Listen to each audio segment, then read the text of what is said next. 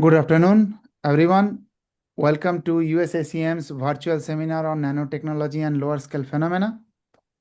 I'm Sushanto Ghosh, and it's my pleasure to introduce our speaker, Dr. Heather Kulik, a Lemont DuPont professor of chemical engineering and chemistry at MIT.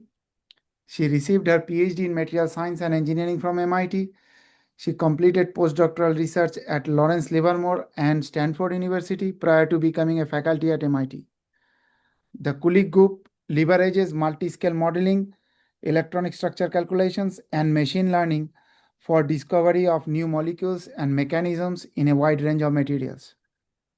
Her work has been recognized by numerous awards, including the Burroughs Wellcome Fund Career Award at the Scientific Interface, Young Investigator Awards from ONR and DARPA, AAAS Marion Milligan Masson Award, NSF Career Award, SES Comp Division OpenEye Award, the AICHE SEF Impact Award, and several other prestigious lecturerships and fellowships.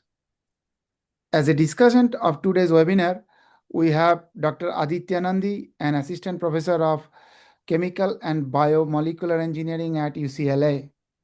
Please join me in giving a warm welcome to Professor Heather Kulik. The floor is yours. Thank you. It's my pleasure to be here today, and I appreciate the opportunity to speak.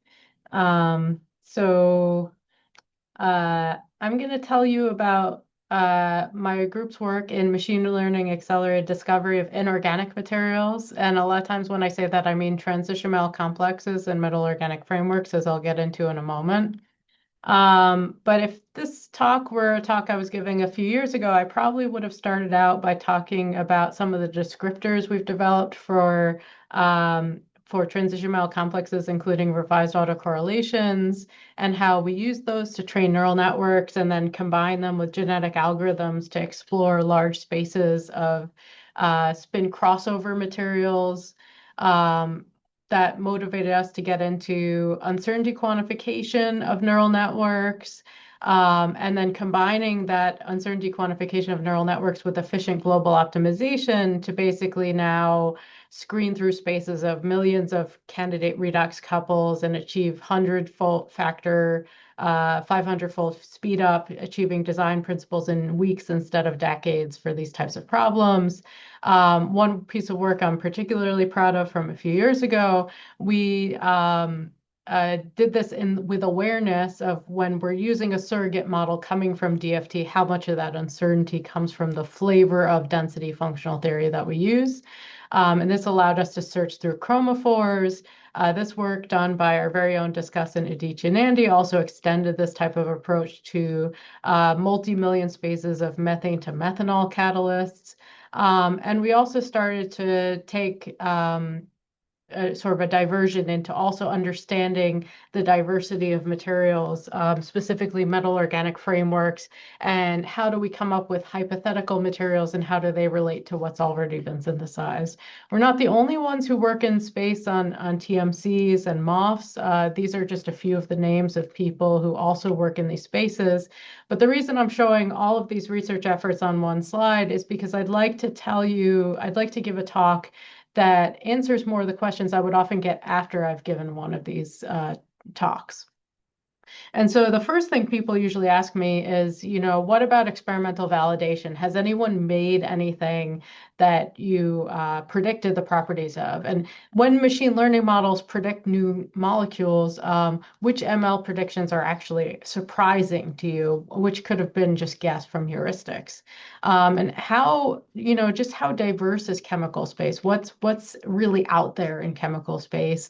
And how would you quantify if something is new or different? And I'm going to tell you a little bit about that one today. I hope to answer all of these questions today, but I will cover some more than others.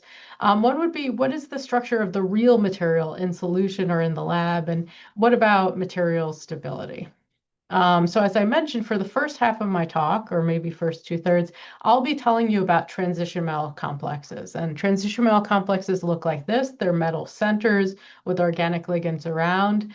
And there are about 80 to 200,000 of them that have been experimentally synthesized in the CSD, depending on your criteria for what you call a unique complex. And they have use as functional materials as well as catalysts. And what makes them interesting and challenging for machine learning is that they have multiple accessible spin states, oxidation states. Different metals can have different oxidation states and electron configurations, and there's a high diversity in terms of the types of ligands that can coordinate the metal center and how that metal is coordinated. So the first thing I'm going to tell you about is something where we wanted to understand how could we start to associate these experimentally characterized structures with what they've been used for in the literature. So we could know if someone showed us a structure, how likely is it to be a useful structure for a particular application? And so we use something called term frequency, inverse document frequency for classification. And basically, from the titles and abstracts of papers associated with known transition metal complexes in the CSD, we found that we could easily be able to detect if a paper was about catalysis with about 97% accuracy. And we can make this a little bit harder by taking out all the obvious words like catalyst and catalysis.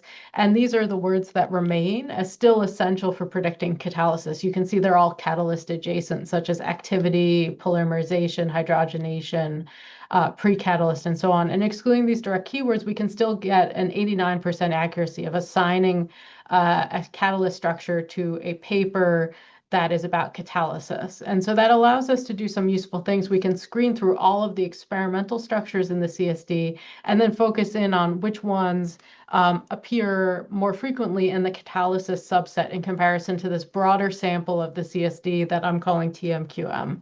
And so about 86,000 structures, about 19,000 are ones that we label as catalysis. So we're calling it TMCat.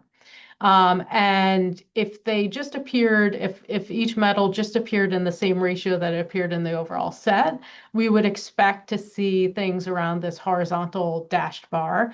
But instead, what we see is certain metals are appearing more frequently. And interestingly, earth-abundant metals such as iron and manganese and other first-row metals, chromium, they actually aren't enriched in catalysis. So there's indications that there's many opportunities to develop more earth-abundant catalysts, and that's not, say, an overly trodden area in chemical space. Then in terms of coordination geometries, we tried to look at other aspects of what distinguishes a catalyst from a non-catalyst. We actually found that most things, including, for instance, steric descriptors or electronic descriptors, most things didn't distinguish the sets well. The main difference we saw is that there's a lot more octahedral structures in the non-catalysts than in the catalysts, and there's a lot more square planar structures in the catalyst than the non-catalyst, but the effect is relatively subtle. So we did this first with catalysis, but you could extend this analysis by applying a BERT topic model to the clustered vectors and assigning the remaining structures. And so we end up with clusters, for instance, that have to do with photochemistry, with spin crossover behavior, with biological applications, including cancer treatments and so on. And we can do a dimensionality reduction of the S-BERT embedding, and we can see that things are spaced apart in the space. So we have the catalysis all over, but then we have the bio cluster off on its own, and then we have the photo cluster off on its own, and we can dig into this deeper and we can actually identify catalysis subcategories. And so, for instance, chiral catalysts sit far away from all these other types of catalysts because the language used to describe them is different from, say, polymerization or metathesis catalysts that are instead much closer together. And so this is just identifying a catalyst and its application based on the text in the literature, but we can also analyze their substructures. So what structures do they have in common? And we focus here on the metal, and then we walk out 2 to 3 bonds away from the metal to look at what are the common motifs. And so here, for instance, a palladium with 2 phosphine ligands, and this is actually like a halide, that's the most common motif in the catalyst subset. But there are other example motifs that also occur quite frequently. These are linear gold complexes that are very frequent, unique structures in the catalyst subset. And then we can ask ourselves, are there certain motifs that are sort of promiscuous? They can appear in spin crossover, in biological applications, in photochemistry, and in catalysis. And the answer is yes, we have some that occur in most of them. Here, for example, is one complex. It's an iron complex that appears in almost everything except for spin crossover, or this nickel salin complex that appears in all four sets. And so one of the things we've done is we've distributed now these subsets of materials so that that researchers can now screen a subset that's specifically complexes associated with spin crossover or biological activity. And one of the things we did was we identified, even if the text label hadn't labeled something as spin crossover or biological, we instead enriched those sets when the substructures matched. And so it's a whole series of structures with potential applications in each of these spaces. And this is described in detail in the Faraday discussions and the Zenodo associated with it. So I want to deliver on probably what is the biggest question I get, which is, has anyone ever made anything that you've come up with? And before I can get there, I need to tell you about kind of a complex area of chemistry called mechanochemistry. And mechanochemistry is the idea that you can sort of design bonds to selectively break, and then the molecule's properties will change in response to that. But they can also influence macro scale network properties. And so this is really nice work that was published in Science a couple of years ago, where it was shown that installing weak mechanophores into polymer networks strengthen the overall polymer network macroscopically. And it's believed this is done so by basically dissipating the force, allowing weak links to break, and this allows the overall network to strengthen. And most mechanophores to date have been largely organic molecules, but we're really interested in this series of um, uh, transitional mechanophores known as ferrocenes. And so ferrocenes can either break apart with this relatively high force shearing mechanism, or they can peel apart with a lower force mechanism. And usually the ones that peel apart do so because they're conformationally locked into this peeling mode through a covalent linkage. And that covalent linkage would be incompatible with the network on the left. So and the other thing that's worth noting is that each of these experiments to do the synthesis and characterization of these materials takes years of careful manual experiments. So what we were interested in was developing a computational workflow to uncover ferrocene mechanophores. So what we're looking for is the type of mechanophore that normally undergoes shearing dissociation, but we want it to undergo the peeling mechanism, but without requiring this cross-link here. So it could be installed in polymer networks. And the other reason I should mention that we're so excited about ferrocenes is because if you dig into the Cambridge Structural Database and you look at just how many ferrocenes there are, it turns out there's about 5,400 unique monometallic metallocene complexes. And most of these are ferrocenes. So I switched ahead just to saying ferrocene because it turns out that there aren't that many that contain other metals. 90% of them, there's about 5,000 unique ferrocene transition metal complexes. And then what we're going to do is we're going to attach polymer attachment points to these metallocenes, and we're going to yank on them. And we can attach the polymer attachment points in a few different ways. And so taking into account that different regiochemistry, we end up with 12,000 unique ferrocene combinations that we'd like to characterize computationally. And there's no way we're going to study a full 12,000 complexes. In fact, what we're doing is we're doing a special technique called COGEF, which involves not just one geometry optimization with density functional theory, but actually applying force in the simulation. So we instead do this on about 425 ferrocene complexes, which is about 5% of the space. And what we see is what we would expect from experiments. So experimentally, it had been shown that the bridged ones, the bridge structures break apart via peeling, whereas the unbridged structures require more force and break apart via shearing. And that's in fact what we see in our simulations, that in general, most of the unbridged structures do require higher force to break apart, but we also see this long tail here. And that indicates that there should be opportunities to lower the force in ferrocene mechanophores. And so what we did was we used those revised autocorrelations I showed on the first slide to train a multi-layer perceptron classifier and classify the probability of being above or below this high force threshold we refer to here as 3,500 piconewtons. And it does a good job of separating the high force and low force compounds. So then we apply that multi-layer perceptron and we look at the remaining 11,800 compounds we haven't studied yet to see which ones are most promising for follow-up DFT simulation. And when we do that and validate it with actual COGEF calculations, we see that we have a great enrichment of the tail here. We see that we've found a number of new designs. So some of these new designs involve steric bulk, which I will come back to in a moment, but others involve things that we probably would have expected from the beginning. So we would have expected introducing a non-covalent interaction such as pi-pi stacking or hydrogen bonding could mimic the effect of the bridge structure.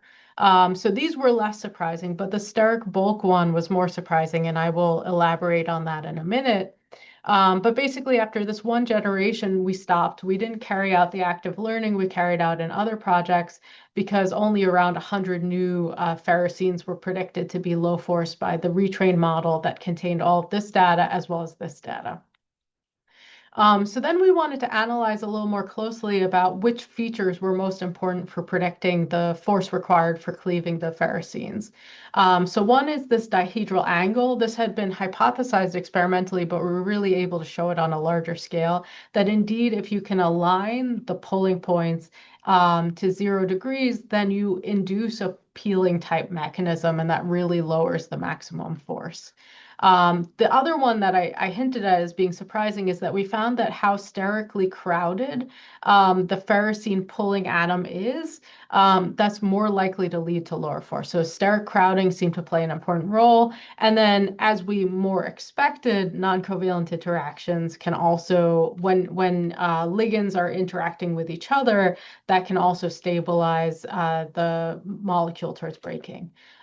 We considered other properties that did not correlate particularly well. This included, more physical organic descriptors that people often use in these systems. So in the interest of time, I'm just going to tell you about the one that worked. Normally, I sometimes go through some of the other systems that, not that didn't work, but that were more obvious. And this is the one that surprised us. So we're really interested in the mechanism by which steric bulk could lower force. And so we pulled out this one particular compound, NUSEG, and NUSEG has a TMS group on it. It has a meta TMS group on it, and it also has this carbonyl.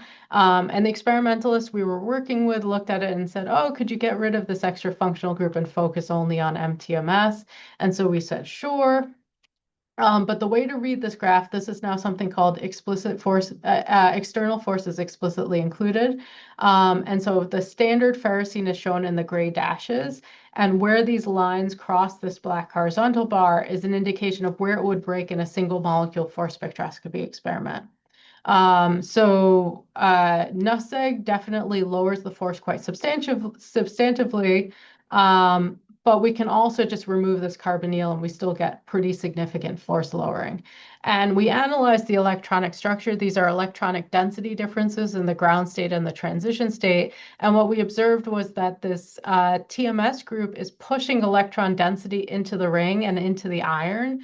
And the result is that it's stabilizing the iron preferentially in the transition state. So it's not just steric bulk, but it's actually an electronic effect. And so we hypothesized that moving to the ortho position would change the electronic structure. So it wouldn't be able to push electron density anymore into the iron. And the result would be that it would go back to the standard ferrocene result. And that's indeed what we see. So it's not just a steric effect, but it's also an electronic effect. And this was entirely surprising to the experimentalists. They didn't anticipate at all that this type of effect would play a role. And so, for instance, if one ferrocene mechanophore takes them a year or so to synthesize and characterize, and we picked out one example out of 5,000 initial candidates, this is the type of discovery that would not have ever been anticipated and probably would not have been found in our lifetimes. So then it comes time to actually make the material. So I've told you about a surprising discovery, and then I'm going to show you how this material has been made. And so first they synthesized just the polymer strand with the MTMS ferrocene, that's P2. So you can see here it's more reactive. That's what we'd expect. And so what we should see is if we put it into a polymer network, because it's more reactive, we should end up with an overall tougher polymer network. This is just the strand. And indeed, that's what we see. So in comparison to just the polyacrylate polymer without any mechanophores in it, that's the green here. Then the standard ferrocene is in red here. And then finally, the one that we designed is in purple. So we achieve a fourfold increase in network toughness from molecular scale predictions. But I think my favorite thing about this is that this graph on the left corresponds to a tear test, which is something that we can see with the eye. So you see the control breaks first, and then ferrocene is going to break second, and then our design polymer is going to break last. So these are the types of discoveries that I think are truly surprising, but also have really significantly tightened the time frame from computational prediction to experimental realization. So I will tell you one more story of something that we've been doing lately, working with experimental data from the Cambridge Structural Database, and then I'll switch gears a little bit. And this comes back to the question of what do you actually have when you synthesize a transition metal complex in the lab, in solution in a beaker? This is kind of a common question I get. Like, have you considered environment effects? How do you know what the structure is? And this was actually inspired by a sponsorship we have with Dow Chemical, where they gave us a bunch of reaction outcome data for polymerization, and we didn't know at all what the actual structure of the catalyst was that was doing the reaction. So the Cambridge Structural Database has a lot of unique ligands, and in the first pass that I'm going to show you, what we're looking for is all ligands that only bind metals in one specific way. So they're going to be what we call non-hemilabile. And if you take into account all of the ones that come from mononuclear transition metal complexes, you end up with about 70,000 ligands that bind to a metal. And so we focus on 6 coordination numbers. These are representative examples of each of those coordination numbers. Here I'm using the term coordination number just to refer to how many atoms in a ligand bind to a metal. This is a little bit different from hapticity or denticity, but we can convert between those measures. And most of the time, the ligands in this data set bind to a metal via carbon, nitrogen, or oxygen. There's barely any silicon. And then there's some phosphorus and sulfur. We do this in a fully metal agnostic way, so we don't have enough data here. This is all of the data we have says that this ligand only binds the metal in a single way, regardless of what the metal is. There's just not enough data out there to also tease out metal-dependent trends. And the first thing we did was we trained GNNs to predict the coordination number. And the main thing to note is that it does a pretty good job. And most of the time when it's wrong by 1. So a good example of our model being wrong by 1 is that this is a ligand here that's predicted to have just a single monodentate coordination, but it actually coordinates in a bidentate fashion. And these types of ligands typically could either bind in a bidentate or monodentate fashion. So this is a sort of realistic wrong answer. And most of the predictions for bidentate in particular are actually really pretty good because that's where almost all of the data is. And so the overall accuracy of this model is about 88%, the area under the curve is 98%, and so on. But probably the more interesting thing is what we did next, which was the coordinating atoms model, where we train a model to predict which atoms in a ligand bind to a metal to enable rapid structure generation. And it's easy to get trivially high accuracy here, almost approaching 100%, because the answer is almost always no. But instead, what we did was we defined something we call molecular accuracy, which is requiring that every yes or no within a ligand be correct. So we have to have many more correct answers, and our molecular accuracy there achieves about 85%. Here's an example of a coordinating atoms ligand that's incorrect. So there were three coordinating atoms, three were predicted. That number is correct, but our model picked this nitrogen as the third atom, and the correct answer is this nitrogen as the third atom. Again, very plausible wrong answers. But then there's something else we could do with this to further improve our accuracy, and this allowed us to achieve about 86% molecular accuracy in the coordinating atoms model. And that's specifically that we could use the higher uncertainty prediction from the two models to enforce chemical consistency. And so what this means is we have a coordination number predicted, and we also have coordinating atom identity prediction. So our coordination number model is fairly confident that this ligand is a bidentate ligand. But our coordinating atoms model only identifies one atom confidently, this phosphorus, with a high probability of being coordinating. And it's very weakly confident that the sulfur does not coordinate. So what we would do is we would override this assignment and say that the second atom has to be coordinating in order to update it to match the coordination number model. And then that becomes a correct answer. And so these models can be used synergistically. Either coordinating atom can override coordinating number or vice versa, just depending on which one is less certain. So now I want to come back finally to hemilability. So thousands of ligands are hemilabile. So on my graph, I roughly showed you a couple slides ago about 5,000 are. And there's really multiple ways of defining this hemilability. So the most familiar one is probably class 1, if you've thought about it at all, which is you have initially 3 atoms binding to a metal, and then one comes off, and then you have only 2. But there's other ways where depending on which atoms a ligand can bind. So for instance, in class 4, we're defining that as the case where the coordination number stays the same, but the atom that is binding to the metal completely changes, for example. So we previously had developed models to predict class 1 hemilability, and we showed there importantly that it's really important to very carefully define your negative examples. And we did this with a semi-supervised learning with label spreading strategy. In particular, just because a ligand hasn't been seen as hemilabile in the CSD doesn't mean it can't be. And so it's much easier to assign the positive labels than the negative labels. But more recently, what we've done, and this is work under review, is we've trained a GNN on all classes of hemilability by taking the pre-trained model from coordination number prediction and fine-tuning with coordinating atom uncertainties as an input feature. Because the basic idea is that our original model that didn't see hemilabile ligands would be most uncertain on ligands that have hemilabile criteria. And I'm not going to go into any details on that. I just want to say that we now have an end-to-end workflow for structure generation. What you need to generate a ligand is just put the smiles in. The model will then predict the coordination number, coordinating atoms, predict if it's going to be hemilabile. If it's not hemilabile, it just returns the one predicted coordination, which can then be used for structure generation. If it is, then it enumerates all possible ranked predicted different hemilabile poses, which can also be used for structure generation.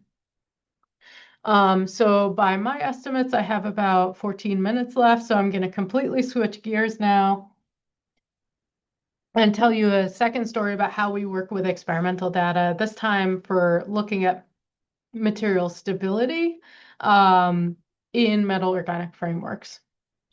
So, metal organic frameworks are really interesting materials. They basically heterogenize a lot of the positive aspects of transition metal complexes, but they have not yet seen widespread use in industry because they have stability issues that limit their practical use. Some of the most obvious ones are that when they're synthesized, they have solvent molecules in the pore that need to be removed. And if doing so leads to their collapse, then we call this pore activation or pore solvent removal stability. If we heat MOFs up and they lose their crystallinity as measured through a TGA trace, then we say they have poor thermal stability. And these are true of a fair number of MOFs. And then other vectors of stability would be, are MOFs resistant to water, liquid water, water vapor? This would be a measure of water stability. And then finally, the last one I'll address, although there are a couple more out there, is mechanical loading. So are MOFs mechanically stable enough?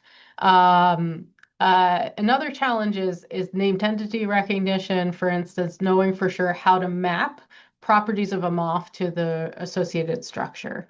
And so the way this was done actually by our discussant, is we in particular used a database of MOFs called Core MOF 2019, and we featureized them with revised autocorrelations designed for MOFs, extending beyond just the pore of the MOF that was commonly studied to also study the linker, the metal chemistry, and functional groups. And we were able to featureize about 9,500 of those structures. And then we looked at the associated DOIs associated with these Core MOF papers, and we downloaded as many manuscripts as we could. This was much easier about 5 years ago when we were doing this than it is today. Journal publishers have gotten much tighter about what they'll allow people to download in the age of LLMs. And so we had from about 3,800 downloadable manuscripts, we ended up with a couple thousand each of solvent removal stability, so activation stability measures, as well as thermal stability measures. And for the solvent activation, we used sentiment analysis and natural language processing. For thermal stability, we use graph digitization. And in particular, I'd like to point out that we made much more systematically the TGA trace by applying it ourselves to the graph. If you compare to what people say about their TGA traces in the manuscript, they will often give an optimistic view of when the material lost its stability. So this gives us thermal stability, which we can train a regression model. Activation's a classification task. And the result was that we had a reasonable model for predicting activation as well as for predicting thermal stability to about 44 degrees C. But perhaps more importantly than just having the model accuracy itself is to try to analyze why the model's making the predictions it is, what is most important. And so interestingly, for activation stability, we found metal centers in the SBUs were really unimportant. So what's going on at the nodes is unimportant. What really mattered was the linkers. And so for instance, this type of MOF that has low activation stability, a prediction we would make is that we need to remove the methoxy group on this linker in order to improve the activation stability. And indeed, that is exactly what raises the activation stability. In comparison, if we'd followed a heuristic that just said get rid of the 3D metals and replace it with calcium, that would not improve the activation stability.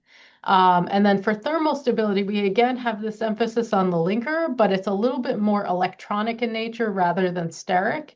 And so here, for example, is a copper MOF. It has a TD of 182C. And for reference, the average MOF stability in this set is about 360C. And so what we could do is we could fluorinate the linkers to strengthen the metal organic bond between the linker and the metal, which is an electronic property. And indeed, doing so allows us to raise the thermal stability quite a bit. So I'd also like to point out, I don't have too much time to talk about this, so I probably won't in the maybe I have a few minutes to talk about this. So one of the things we wanted to do was expand to other measures of stability.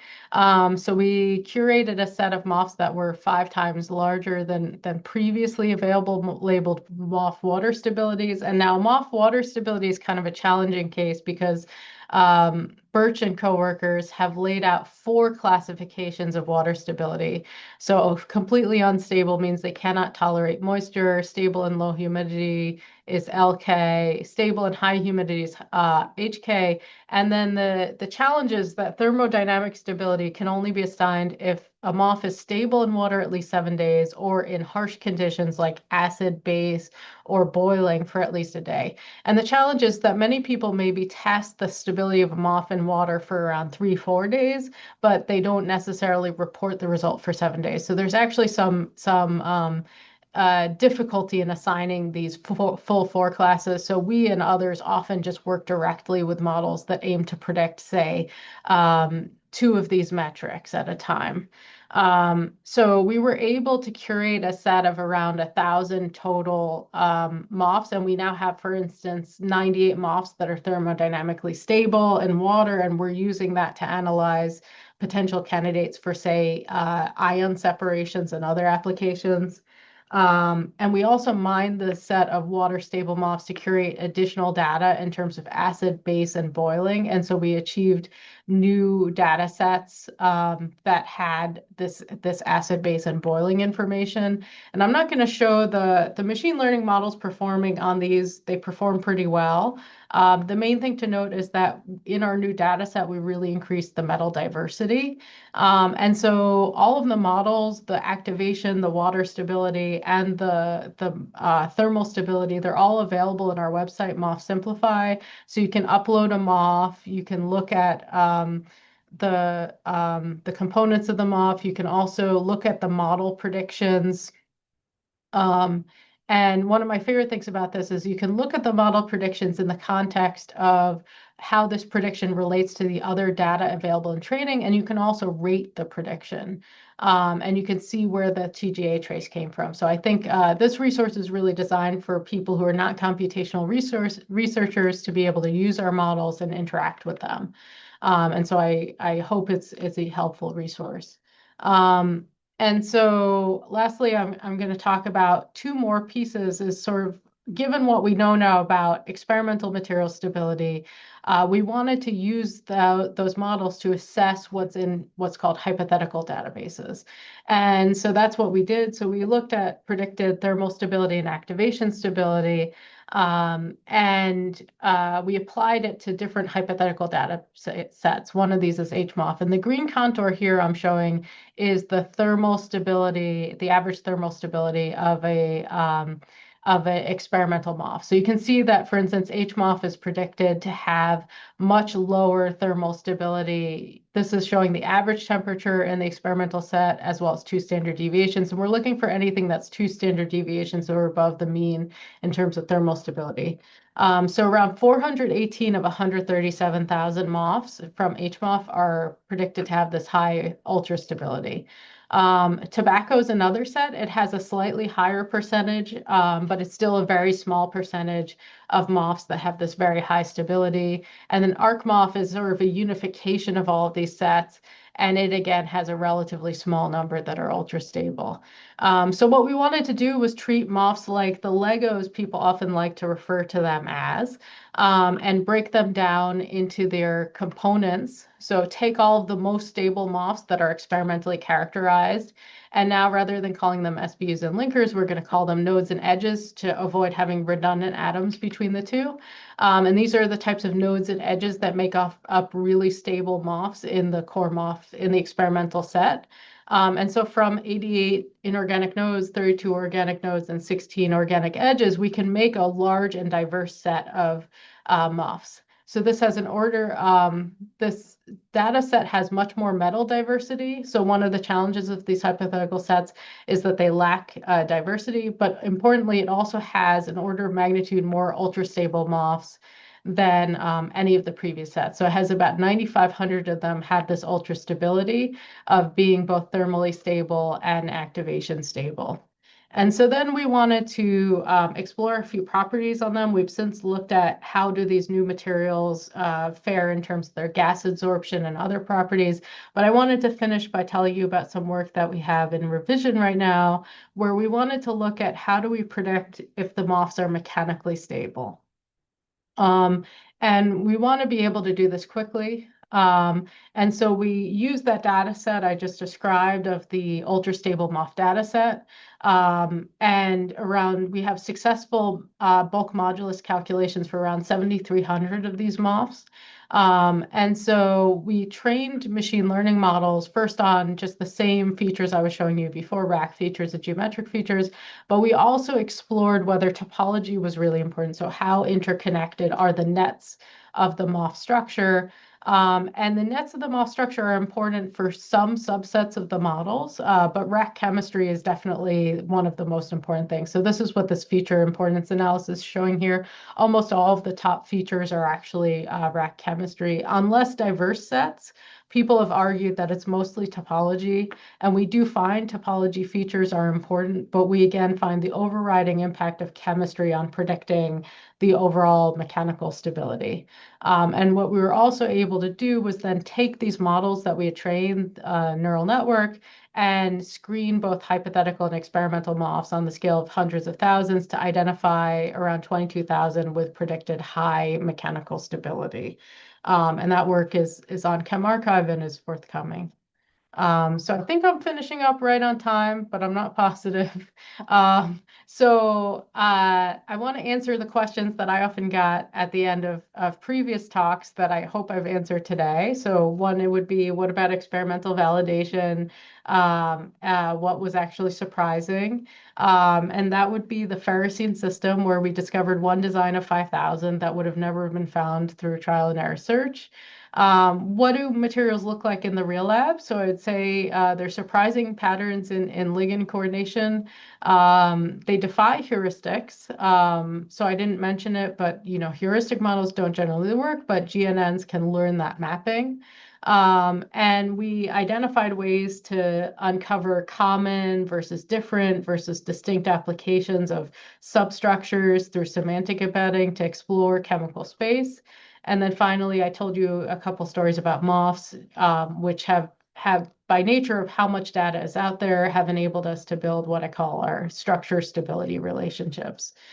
There's lots of new questions to answer. These are some of my favorites. So I'm interested to know, a lot of what I've told you about today still resides on the shoulders of electronic structure theory. So how do you choose the gold standard for new materials? How do you know which electronic structure method is going to be the most trustworthy? Can generative models predict truly exceptional and novel ligand chemistries? What types of scientific questions are still better answered by humans? And what is the role of the domain scientist in all of this? So I just want to finish by acknowledging the group members who did the work, as well as the alumni. I should have bolded Professor Nandi here, but current group members include Akash Ball, who worked on the MOF work. Jacob Tony worked on the ligand work. Recent alum Ilya Kevlishvili did all of the ferrocene work. And I'd like to thank you for your attention so close to Thanksgiving, and take any questions. Thank you, Aditya.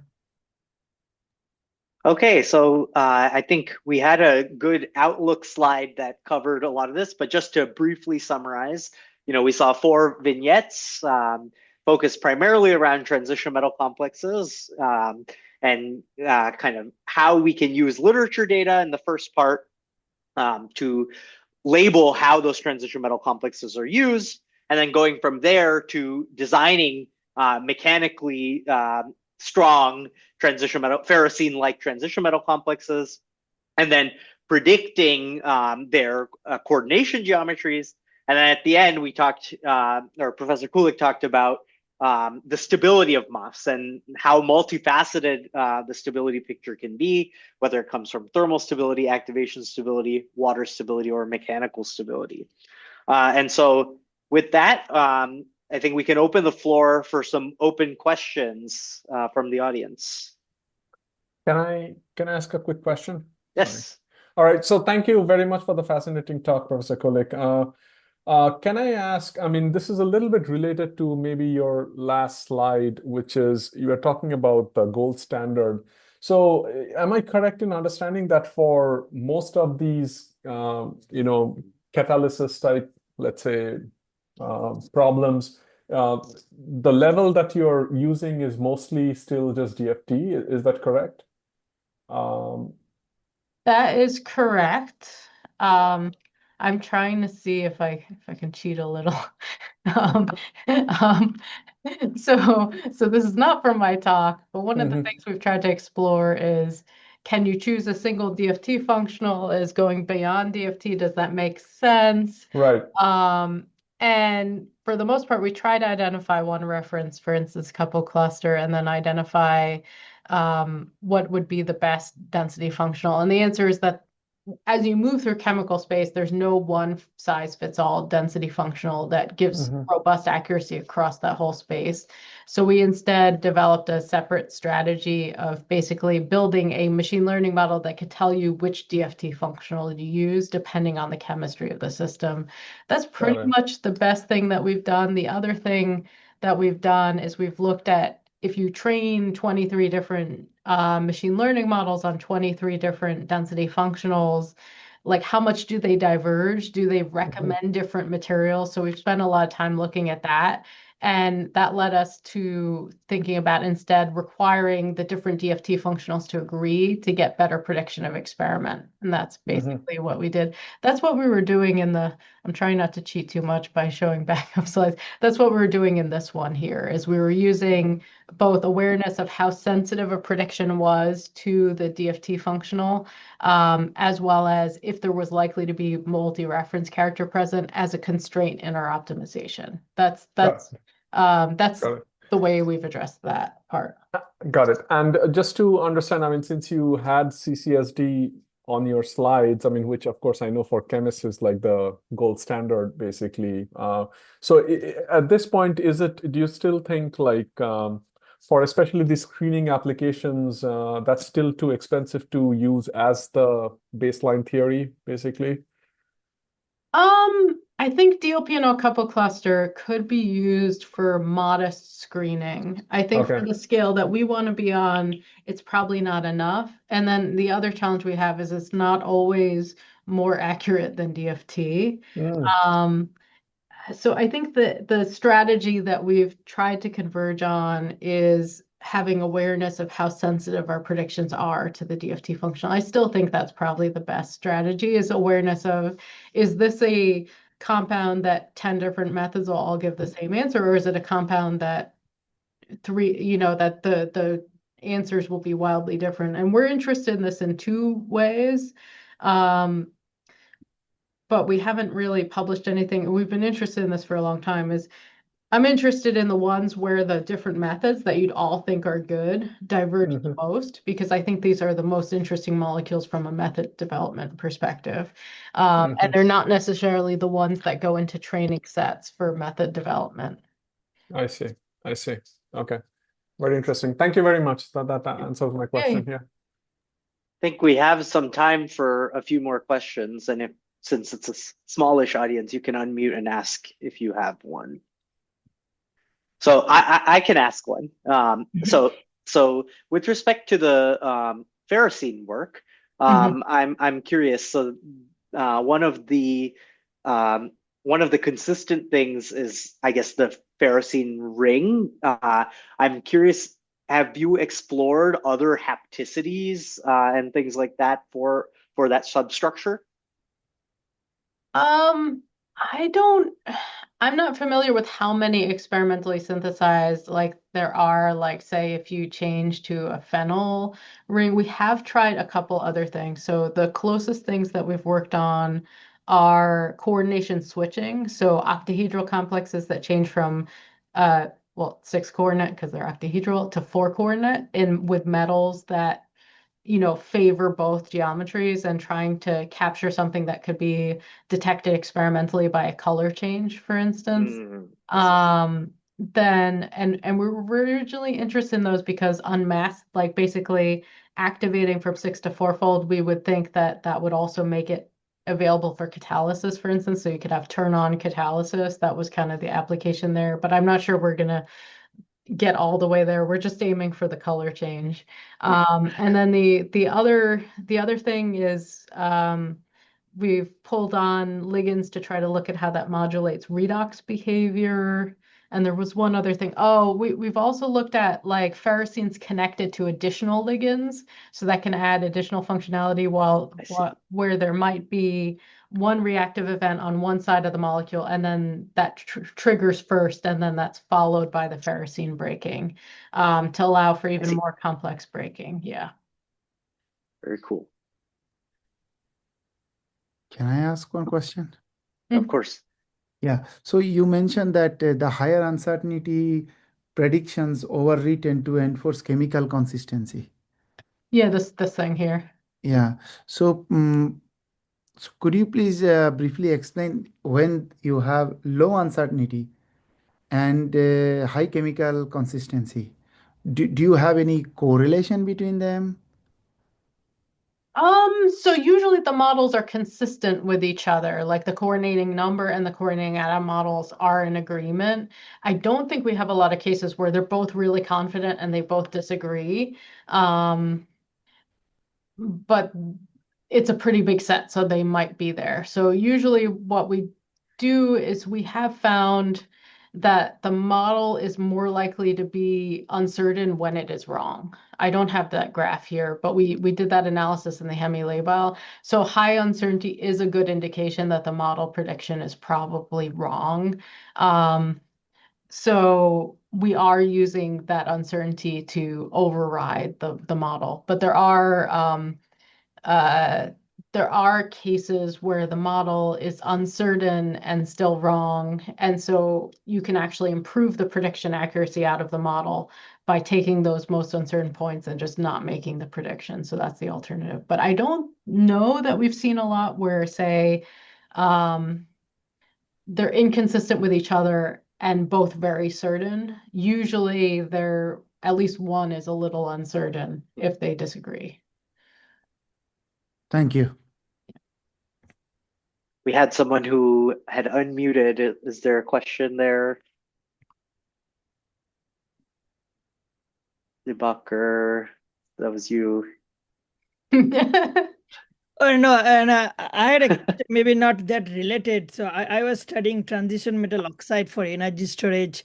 Then we applied two kinds of generative model, LLM and CDVAE, to predict completely new material. So we started with 44,000, and we see some pattern that LLM try to predict a particular space group, let's say P1, where CDVA try to predict particular space group. So, my question was, did you try different kind of generative model to predict different transition materials that you are studying? So we have one paper in review on which we've used a generative model we had not developed, but it was a SMILES-based model. And so the SMILES-based model predicts the ligands and the metal center. And one of the things we did was we applied these particular models that I'm showing here for the coordination number and coordinating atom to assess the validity of the generated structures. And we found for the most part, as long as the temperature wasn't too high, that actually most of the structures out of that SMILES-based model were pretty plausible in terms of how they were choosing to coordinate to the metal.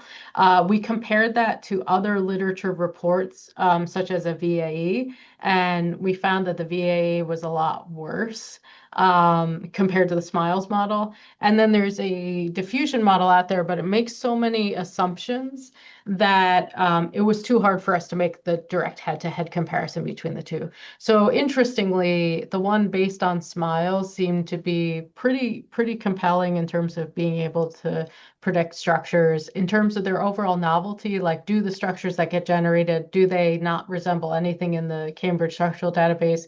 That I think is a harder question to answer. But those are the two models we've compared against. All right, thank you. Thank you for that question, Debugger. Any other questions? Okay, maybe then we can wrap up the Q&A period. I think we got quite a few good can I questions. ask one last question, Professor? Sure. So did you also study like phonon stability to check that whether the predicted material is dynamically stable? So we weren't studying crystalline materials. I am on a paper where a generative model was used to develop crystalline materials, and then phonon stability was checked. But that was just my student working with another student in a lab, and they were focused more on like stoichiometric constraints on simple intermetallics and these types of things. So for everything we study, everything I reported, it was sort of, or maybe you're asking about the MOFs. The Yeah. MOF, we geometry optimized them and we confirmed that they were reasonable equilibrium structures. But I think I probably shouldn't say because I think I'm editing this paper, but there's a paper forthcoming arguing that all MOFs are kind of metastable. So that's a yeah. So I mean I don't know how forthcoming it is. I just started editing it, but yeah. Yeah, so I think it's a little bit different from like the crystals where you can say for sure that they're sitting on the convex hull and that kind of thing. Thank you. Yep. Great. So let's thank Professor Kulik for the great seminar.